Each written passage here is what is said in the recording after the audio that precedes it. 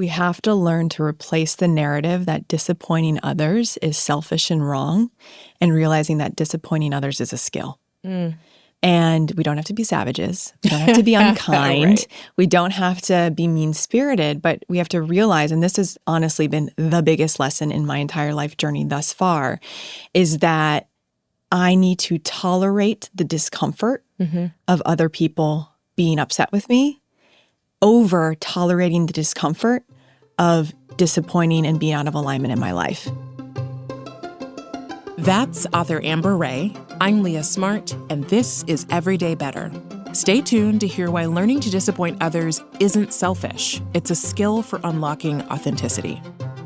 Don't forget to hit that follow button to get new episodes of our show every week.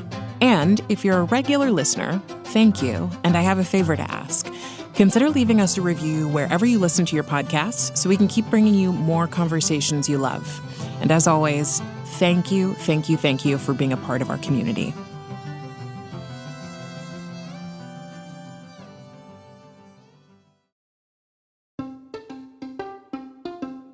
Hey everyone, from LinkedIn News, I'm Leah Smart, and this is Everyday Better, a personal development show where every week I sit down with some of the world's brightest minds and bravest hearts who use science and story to share strategies for how we can flourish individually in relationship to others and to the world around us. Have you ever looked around and realized you were in the wrong life? You can't see me, but I am raising my hand. I have. Maybe it's a career path that you chose to please family or your friends, or maybe it's a relationship that's been on autopilot for years. It's tempting to ignore these painful truths because seeing them clearly demands that we actually do something, and doing something requires bravery, and often a lot of it. It might even mean disappointing people that we love. Today, I'm joined by Amber Rae, who's a writer, bestselling author, speaker, and teacher. And in her new memoir, Lovable, One Woman's Path from Good to Free, Amber's sharing the story of blowing up her life in order to build a new, more authentic one. Now, as you know, I often look for the middle ground, the steps in between an unsatisfying experience and a new one. I am generally aiming for whatever the not blowing up your life path is. But at one point in my life, I did blow it up. I realized I was in the wrong city, and most importantly for me, I was in the wrong career. And where I ended up over a period of 5 years is actually right here in this seat, talking to you. And Amber had a similar situation.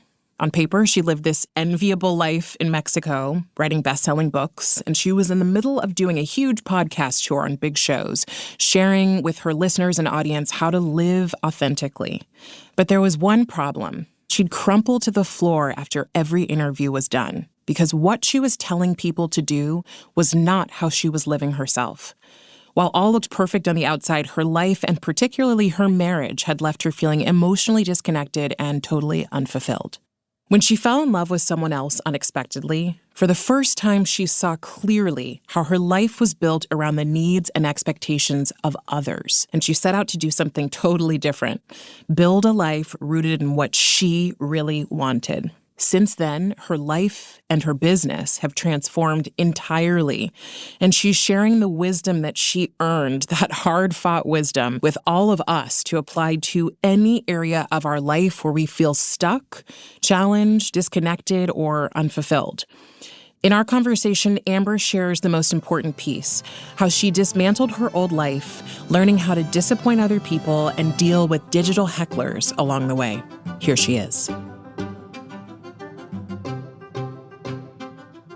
I mean, I'm learning that people have deep wounds around love, which makes sense. And so, when someone calls me Satan or says that I'm like a narcissistic sociopath, I'm like, wow, what happened to you with love? Right. Like, I don't know if someone left them in a really betraying way, or if they witnessed their parents' marriage blow up, or whatever it was. But I guess I'm feeling very close with people's pain around love. Yeah. And so that actually opens my heart, and I feel so even though they're calling me the devil, I'm like, this isn't about me. Yeah. I wonder what's there for them. Did you, I'm sure you didn't expect this. No. But you wrote this book and you're putting your story out there, and it's a really brave story. There are the people who are pre maybe where you are and get to read this story or hear about this story and go, ooh, this is a really good cautionary tale, honestly. There are people who are probably like not far off from where you were in the story and going, oh my God, this is where I am right now. Do I want to face it? And then maybe there are people who are later on that are going, ooh, I did that. And like, I'm living with that now. Yeah. We probably all know people who've had experiences like yours, maybe not even necessarily in relation to love, but in other areas, and choose not to talk about it. And I'm just curious, like, what actually led up to, number one, the story that's in this book, but to you deciding, I think I'll talk more about this and share it with the world. Yeah. Well, what led to it was being in a 9-year relationship with my best friend who was never my romantic partner, and desperately trying to convince myself that he was my person, because there were so many things that did work. We were great friends. You know, we lived a good life. We enjoyed each other's careers. We traveled. A lot was working, except there was no emotional intimacy. There was no physical intimacy. And there was a lot of, you know, the vulnerability, the difference between a friend and a romantic partner. You know, those pieces were not there. And I tried. I'm the type of person who has tended to overstay. And so I will figure this out. I will white knuckle my way through. I will see if I can make this work. And I was very much in that, but also starting to be honest with myself. The whisperings were there. Are you sure this is it? Is love really supposed to feel like this? And the truth is I was raised by a single mama who had me very young, and I didn't really have role models around love. Yeah. So I didn't know what love and partnership were supposed to look like, because, you know, there were things in my childhood that I witnessed that were chaotic and scary and violent, and just, I'm going to stay away from that. I'm going to just find something that feels safe. Safety, yeah. Safety. And so I was very much in this period of safety, when actually during the pandemic, my ex and I, my then husband and I, we moved to Todos Santos. We were like, okay, let's finally get away from New York City. Maybe that will bring us closer together. And we went to Mexico, and we were going to build this land project on the sea. And I thought, not consciously, but I thought, okay, maybe if I make my husband my business partner, then I'll finally get the closeness that I'm after. It was kind of my last ditch effort. And it was while we were raising money that a couple came over, and they had a friend tag along. And I met the couple, and when I turned to their friend, I had this instant feeling of kind of hello again. Kind of funny, like how when I felt with you. When you walked in the room, and I was like, I know you. Hilarious. Yeah, Yes. but it was this hello again. Why do I know you? Yeah. But it was also this feeling of overwhelming. This is what connection is supposed to feel like. And, I was 35 years old, and I don't think I had felt what true connection, love, recognition, whatever you want to call it, had felt like until that moment. And it was just, it was like electricity, but the kind of electricity that also felt calm.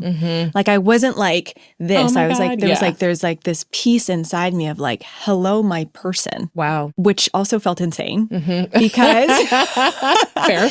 my intuition was like, yes, you. And then my mind was like, are you nuts? Are you kidding? Like, Yeah, right. stranger, hello, you're raising money for this project. Right. Your husband's right there. Right. And so I very quickly thought, okay, maybe in another life.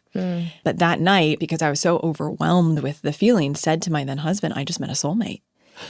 Wow. And I wasn't thinking, and I'm going to blow up my marriage and go be with him, or this is even romantic. I was just so struck by the connection that we had, which felt very undeniable. And he turned to me and said, I saw, and that was beautiful to witness.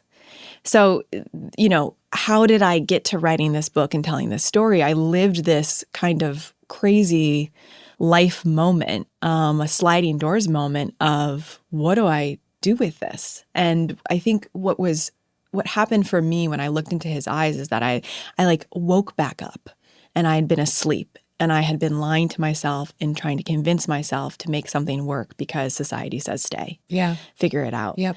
And in that moment, it was as if all the stories I had been telling myself about that relationship came crumbling down, and the truth came, he's your best friend and roommate. And, what are you going to do with that now? And so it was I could no longer unsee what you'd seen. what I'd seen. your story is in one area of your life, and yet like there's a theme through it. And I was going to ask you, what is this really about? And you've already said it, which is these sliding doors moments, which I love using that metaphor because I think so many of us have those moments in our lives, and we have to choose. And sometimes it's really fast. The choice isn't like, I have years to think about this. It's called a sliding door for a reason. Yeah. It's like, we've got to decide now what we're going to do. Yeah.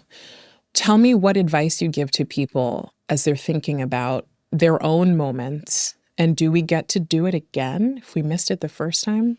Yeah, and I think that sliding doors moment, it represents a few things: truth over expectations, should over must, as my friend Elle Luna said in her book, The Crossroads of Should and Must. Like, do we follow the path of shoulds, what's expected of us, what we ought to do, or do we follow what is true and alive and honest and most aligned?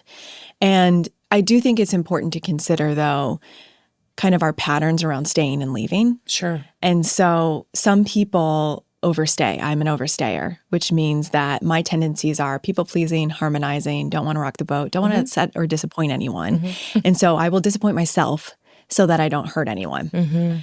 And then there are people who tend to leave as soon as things get hard or difficult or complicated or challenging. This is too much, I'm out of here. And so my friend Vienna Farron, she's a therapist, she says sometimes the healing is in the staying and sometimes the healing is in the leaving. And so the sliding doors moment, I want people to come to that honest with themselves about what their pattern is. And if you tend to overstay, if you tend to do things to please, I think the opportunity is to step up, use your voice, speak your truth. And, in my story, I didn't immediately blow everything up and say, I'm out of here. But I did start using my voice and speaking my truth. And I said, from that night, I just met a soulmate. I'm going to be as honest as I can be throughout this process. I'm going to say the things that I haven't been saying because of fear and repression and childhood trauma and everything else. And so those hard conversations were had. So staying or leaving. And then I think, something else to consider is, am I staying because it's safe, or am I staying because this is my truth? And I think people, if they ask themselves that question, will find a lot of meat there around what is most right and true and aligned for them. As I thought about your story before our conversation, one of the things that popped up in my mind was a lot of this is like, can you go back to the idea of what do I really want? Yeah. What do I really want out of my work? What do I really want out of my relationship? What do I really want out of the place that I live? Yeah. And I think oftentimes that question isn't one we know how to answer, and so we just don't. What do you say to the people who are listening today going, God, I've never even asked for what I wanted, whether it be at work or in my relationship or in my family or in my friendships? Yeah, I say, first off, you're not alone. I think this is women have been conditioned and trained in tolerance.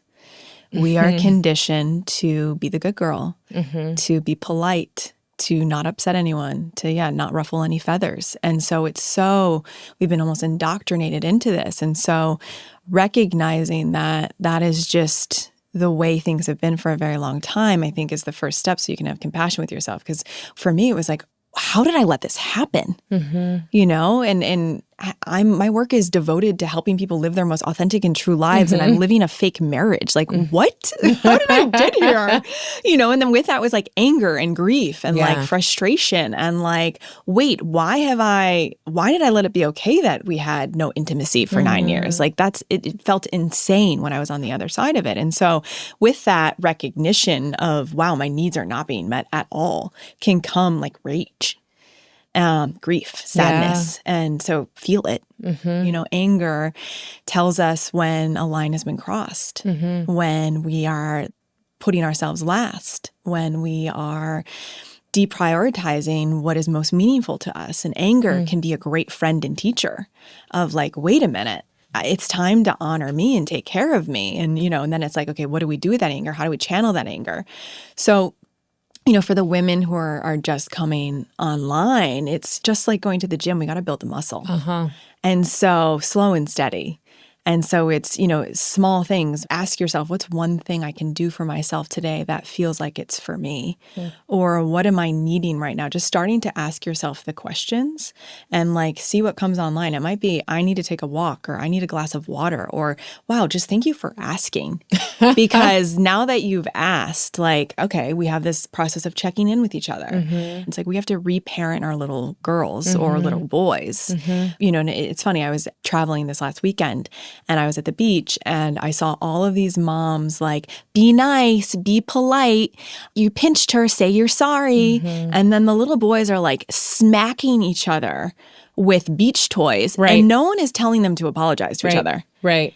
And so it's the little girls, it was striking to me of how they need to be nice and polite, but they can get all their aggression out. Right. Get all of the energy out. Do Yeah. whatever. Yeah. And it's just let boys be boys. Yep. Not to say Yes. not to say that boys and men don't also deal with people pleasing and all of that. Sure. Yeah. But I do think our society's constructs have been around the good girl. So you're saying that in order for us to show up and arrive at the place of understanding what we want and also doing something about it, we are going to have to learn to switch from the role of the good girl or the pleaser to something else. Yeah. What's the something else? The brave girl, the honest girl, and I think this is slight tangent, but when I teach writing workshops, I always have people, the first draft is what I call the bad draft. And so just get it down, make it, write it. It doesn't need to be good, make it bad. Then I have them write the brave draft. And so they go back and they ask themselves, where can I be more honest? What can be more true? I think that applies to our lives as well. We can look at what are the conversations that I'm having? How am I showing up in my career? How am I showing up in my relationship? Where am I not being honest? Where am I not saying what's true? Where am I neglecting what's important to me? Where am I saying yes when I want to say no? Where am I disappointing myself so I don't disappoint another? And just first step is awareness, recognizing that. And then the second step is, okay, what would brave me do?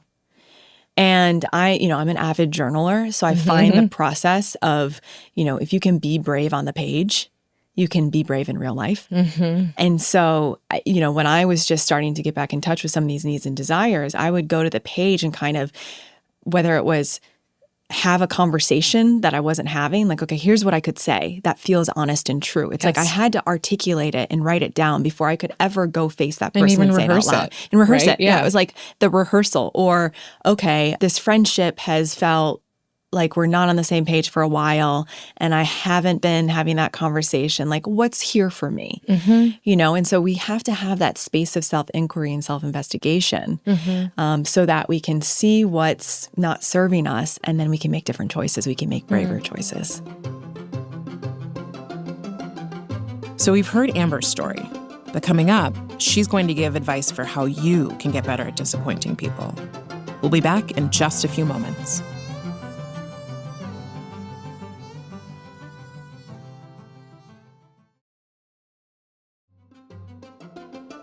And we're back with author Amber Rae. You had me thinking about, in my own life, I've blown up my own life at one point, and it was in relation to career and where I lived. And I'm so glad that I did. And it was very much an intuitive process. And I had to get really comfortable. And I don't really even know if I did. I just kind of did things anyway with disappointing other people. Yes. I had to turn down a job that I was supposed to take. I had to tell my family I was leaving California again. I had to, it was all these different pieces came into play where I was going to be disappointing other people. And yet I knew with this thing in my body that I had to do it.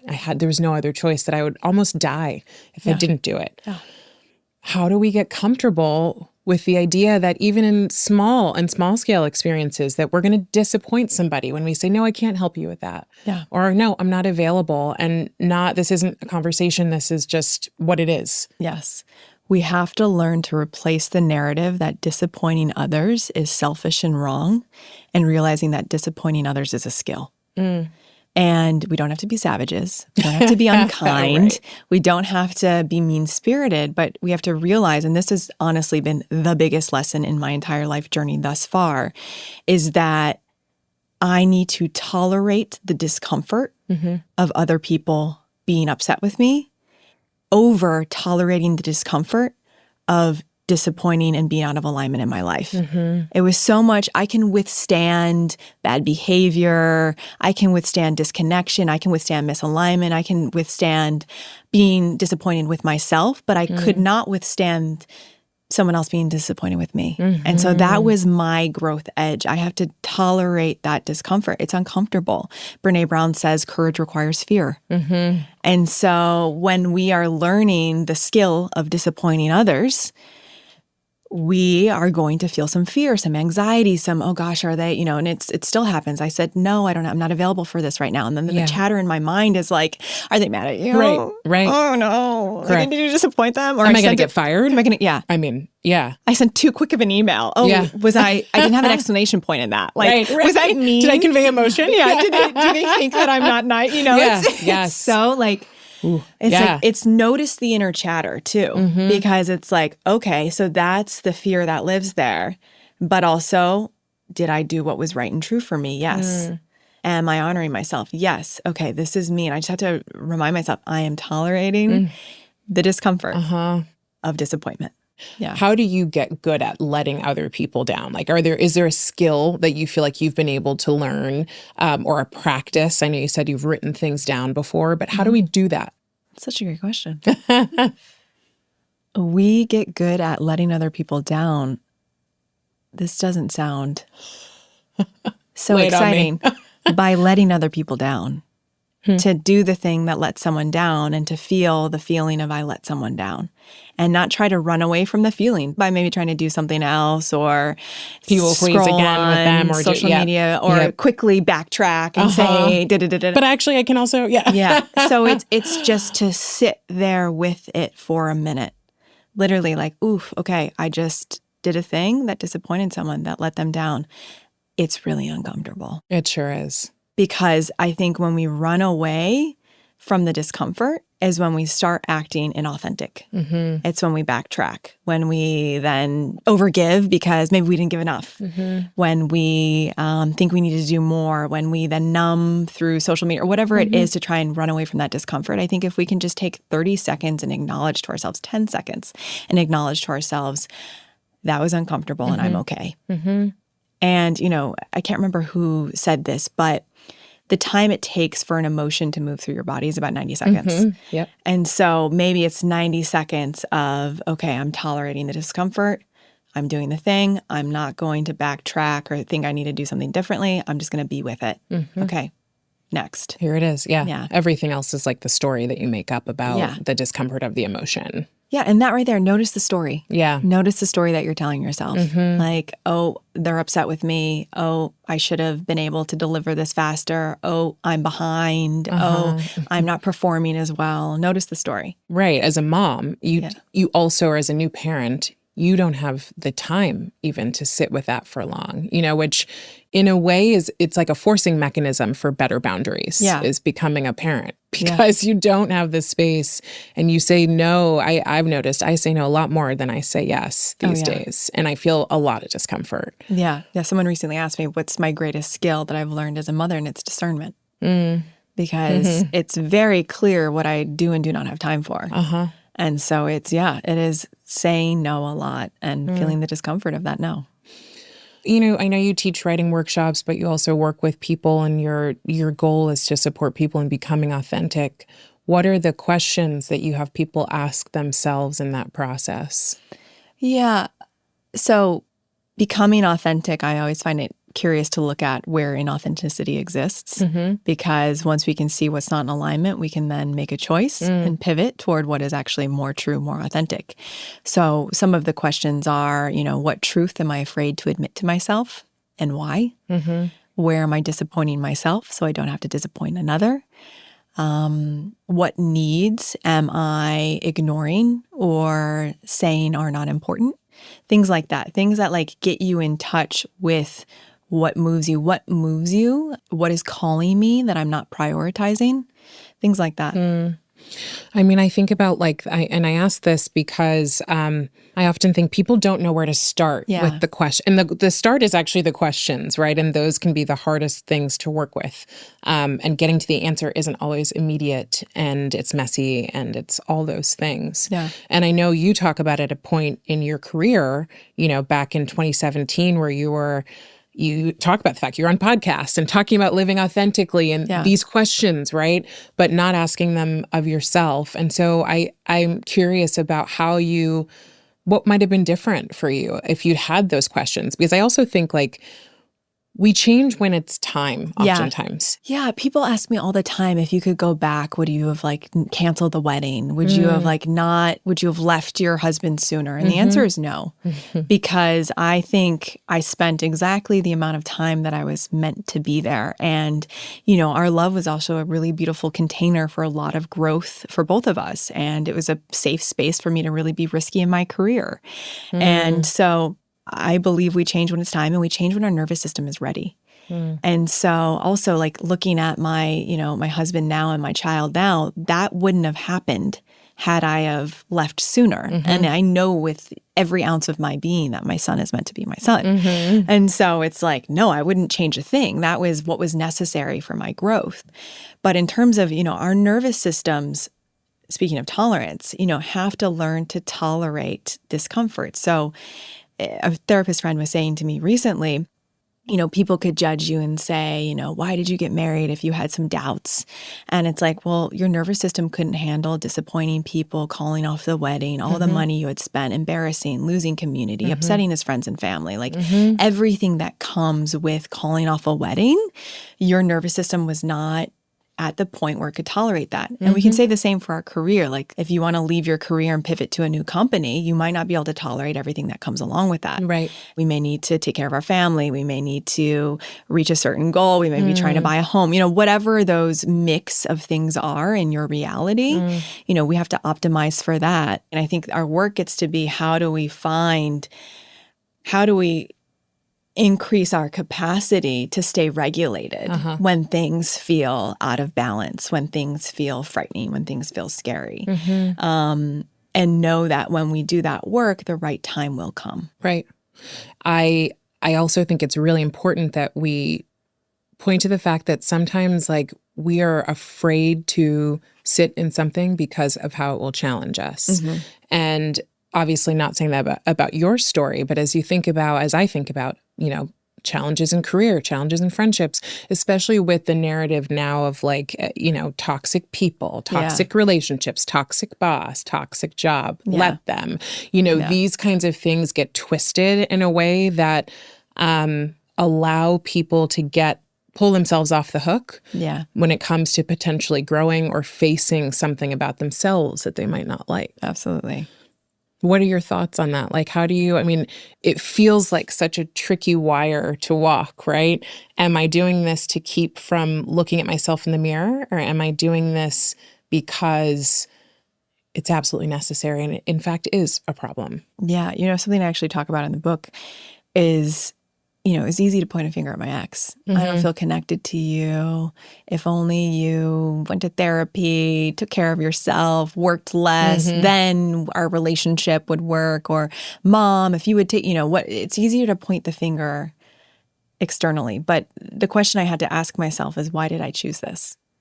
And what's here for me? And it was I actually chose a relationship that didn't have intimacy because that allowed me to hide from intimacy myself because of my own fears of intimacy. So you weren't ready for it. That's more interesting to look at. So I think, I encourage people whenever it's them, we're pointing the finger at them. It's what's here for me? Why am I choosing this? If I'm triggered, what is that trying to teach me? And, it's actually really helpful when we have those external mirrors. Yes. Because it's illuminating something. And I say this about envy too, but envy I think is such a powerful motivator because when we feel envious of someone, it's actually illuminating a deep desire that we are not prioritizing within ourselves. God, yeah. I mean, envy is a tough one. I have talked about it as like it's lighting a path. Yeah. Like it's giving you a clue. And if you Yes. can withstand the feeling of envy, you can get to the clue, Yeah. which is actually the gold and has nothing to do with the other person. Totally. In fact, it might be a gift, right? Because you're seeing something that's making you feel more alive. Sort of like how you shared anger is something that can actually be a friend to us, where we're often taught it's not or can't be. So talk to me. I want to shift gears because I know you're obviously, this book is coming out. You're sharing more of your truth, and you've also shared it online. And you talked about the fact that you've gotten a lot of positive feedback, a lot of resonance, but also a lot of negative feedback. Yeah. What is that highlighting for you? First off, I'm grateful that when I went through this process, had enough shaming from like the smaller community of people that I knew. So you weren't even dragged through the mud. Practice being shamed, right? And I could look at my own, talk about mirrors. Like, why was it so triggering when people were like, "Oh, but you left your marriage for another man. You're a bad girl." Mm-hmm. It's because I believed I was a bad girl, And so shame that was really triggering in other people was my own internalized shame. And so I thankfully, had some time and space before this book came out to unpack my own shame about my story. But yeah, people are calling me Satan. They're saying I should die. They are calling me a narcissistic sociopath. I mean, there are crazy things out there. And what it points to for me is people's own pain around, staying and leaving.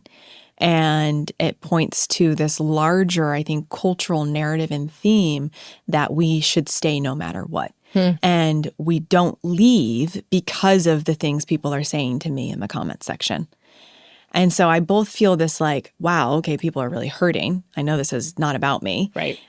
So let me try to have compassion for their pain, even though my inclination is to defend myself. Right. And to like, wait, if you knew the whole story, like this is a 30-second reel on Instagram. Like, come on. Like, because people are like, if you knew, why did you stay? I'm like, when I say I knew, it wasn't like knowledge. It was intuition and knowing that I pushed down. Anyway, here I am defending myself. Right. Exactly. By the way, you don't need to me. I get it. Like the defending, the over-explaining. If they could just get it, then I'll be okay. Yes. And so I think there's both the personal lesson, which is actually I don't need them to get it. Right. Because I get it. And I know the truth. And you will never please everyone. You'll never please everyone. Or anyone. You won't please every single person. Yeah. Yeah. And also like, okay, wow, people care a lot about this conversation. Right. Because of all of the messages I'm getting, I'm in your situation, which I never expected the level of resonance, I'll be honest. And like the people pouring out and sharing their stories with me. And I don't know how to leave. How do you have the courage to leave? I'm so scared to leave. What do you do? Like, it's like, oh, they're not leaving because they're just afraid of what people will think and how they will be judged and shamed. And they don't know if they can tolerate that. You're a mirror for other people. Your book is a mirror for other people. Anyone who's doing work like this is going to be a trigger for people. Yeah. And like, you didn't mean to be the sacrificial lamb, but you kind of are, right? Like, that's it. It's never personal. It's never personal. That's also the thing is like, we personalize, what actually is, again, not personal, just like we have mirrors all over the place in our lives. Yeah. The 4 agreements. What is it? God. Don't take anything don't personally. take anything personally. Remember, always triple do your best. highlighting that one. It's not personal. It's not personal. It's not personal. Still do it. It's like a daily practice. Amber, thank you so much for being here. This was awesome. This was so fun. Thank you.